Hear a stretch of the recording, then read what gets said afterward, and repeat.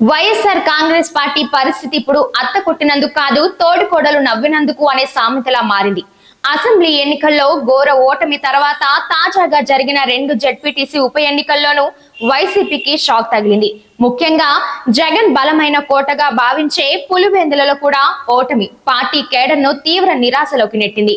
2019లో 151 స్థానాలు గెలిచిన జగన్ 2024లో కేవలం 11 స్థానాలకు పరిమితం కావటం పార్టీపై 11 అనే నంబర్ ప్రభావం దారుణంగా ఉంది. దీనిపై చర్చ మొదలైంది. తాజాగా జరిగిన ఉప ఎన్నికల్లో పోటీ చేసిన అభ్యర్థులు 11 మంది కావటం, పులివెందుల నోటాకు 11 ఓట్లు రావడం, తాడేపల్లి సమావేశం ఉదయం 11 గంటలకు మొదలై నెగిటివ్ ఫలితాలు రావటం అన్ని ఈ 11 చుట్టూనే తిరుగుతున్నాయి. జగన్ ను ఈ 11 ఇంకా ఎన్ని రోజులు వెంటాడుతుందో అన్నది రాజకీయ వర్గాల్లో హాట్ టాపిక్ గా మారింది.